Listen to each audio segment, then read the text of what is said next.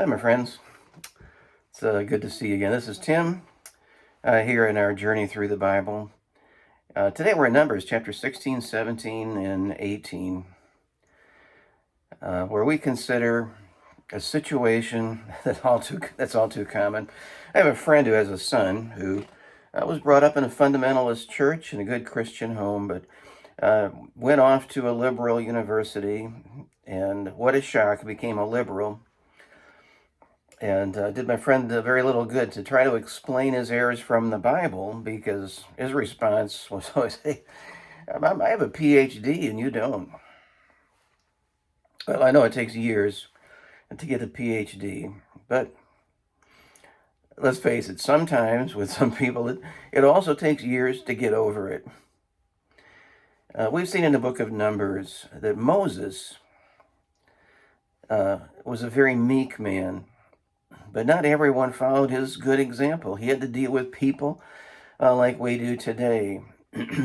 Sometimes there's a tendency to people to complain and complain again, and then find even more reasons to complain. They'll blame others and point someone else as responsible, for their misfortune. There are three families that rose up that are mentioned in Numbers chapter 16 who had a problem with Moses and Aaron. The families of Korah, Dathan, and Abiram. These wanted greater responsibility and they wanted greater honor.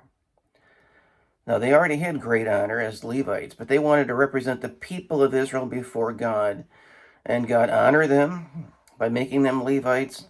Their job was assisting priests and Israelites with their sacrifices and their worship in the tabernacle, but that was not enough in their minds.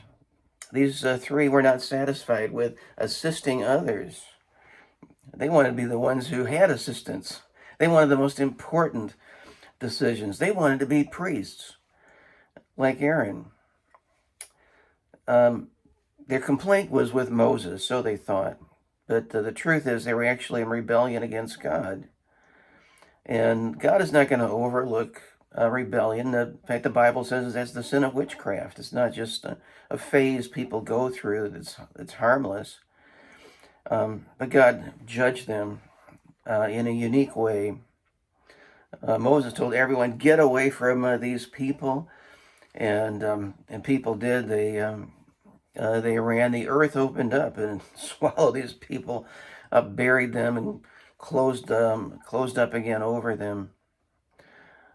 You might think that would get the attention of the people of Israel, who would humbly realize that God has given Moses that responsibility, and we should honor that. But that's not what happened. In fact, it took a whole day for them to start complaining. Numbers 16:41. It says, "On the morrow, all the congregation of the children of Israel murmured against Moses and against Aaron, saying, 'Ye have killed the people of the Lord.'" Now they saw what happened. Did these people really think that somehow Moses made the earth open up and then swallow up this group of people? That's what they said. "Yeah, you killed the people of the Lord." And I'm not sure you would call these three, Korah, Dathan, and Abiram, the people of the Lord. But they complained against God and what he had done. And as a result, judgment was passed on down to them. God always does right, and we have no reason to complain, but we need to honor those in authority over us. I'm glad to read later on that the sons of Korah did not participate in the rebellion. In fact, their descendants, many years later, wrote some of the most beautiful psalms. But the truth is that the sin of Korah and his two cohorts was similar to Lucifer's sin. What a great position God gave Lucifer in heaven, leading worship there before God. But that was not enough. He said, "I will be like the Most High. I want to exalt myself." There was a man in the early church that had a similar attitude with respect to one of the apostles, John, of all things. John said, I wrote unto the church, but Diotrephes, who loveth to have the preeminence among them, receiveth us not. And wherefore, if I come, I will remember his deeds, which he doeth, prating against us with malicious words, and not content therewith. Neither doth he himself receive the brethren, but forbiddeth them that would, and casteth them out of the church. He loves the preeminence. He wants to be the honcho in his church. You know, people like that today, we all do.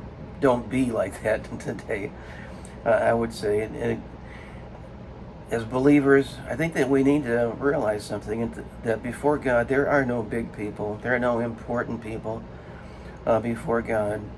We look at Christ, and the Bible says that in all things, he should have the preeminence. This is his church that we're a part of. This is his world that he created. And let's honor him today, and maybe take ourselves down a step. Give that some thought today, will you?